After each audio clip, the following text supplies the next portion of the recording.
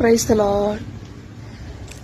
ఈరోజు ఒక టాపిక్ గురించి నేను మాట్లాడాలని ఉంటా. ఈ జనరేషన్లో చాలా మందికి చదువుకున్న ఒక పని దొరకడం లేదు, ఆ జాబ్ లేనని యవనస్తులు ఎంతో మంది యూత్ బాధపడుతుంటారు. కానీ ఈ రోజు నువ్వు చేయాల్సిన పని ఏమంటే, నువ్వు ప్రార్థన చేయి, ప్రయత్నం చేయి, దేవుని వాక్యము ధ్యానించిన ఎడల దేవుడు తప్పకుండా నీకు సహాయం చేస్తాడు. దేవుడు చేసే కంటే సాతాను గడికి నువ్వు చేసే ప్రార్థన కానీ, నువ్వు చేసే దేవుని ఎంత సమీపంలో ఉంటే తనకి ఇష్టం ఉండదు. తనే మనకి పని చేసి పెట్టి అయ్యో ఈ బిడ్డ నా రాజ్యాన్ని కదిలిస్తుంది, నా సాతాను రాజ్యాన్ని అపవాదే భయపడుతుడు, తనకి నీకు ఎలానా ఉద్యోగం ఇవ్వాలని తనే నీకు ద్వారాలు తెరస్తాడు అపవాదే.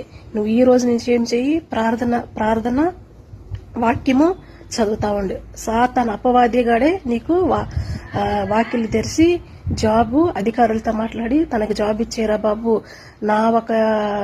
నా రాజ్యాన్ని చాలా చెడపుతుందని చెప్పి అపవాదే నీకు సహాయం చేసి పెడుతుంది.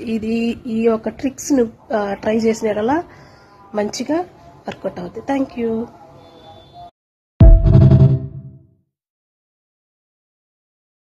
Praise the lord. ఈరోజు ఒక టాపిక్ గురించి నేను మాట్లాడాలని ఉంటా.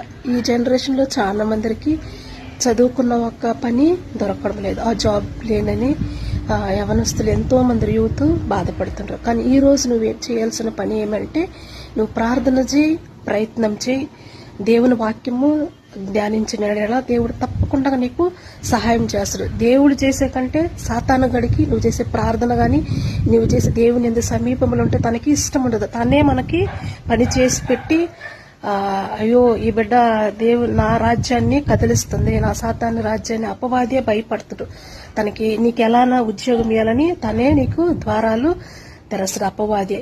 నువ్వు ఈ రోజు నుంచి ఏం చెయ్యి, ప్రార్థన వాక్యము చదువుతా ఉండు. సాతాను అపవాదిగాడే నీకు వాకిలు తెరిచి జాబు అధికారులతో మాట్లాడి తనకు జాబ్ ఇచ్చేరా బాబు, నా రాజ్యాన్ని చాలా చెడపుతుందని చెప్పి అపవాదే నీకు సహాయం చేసి పెడుతుంది.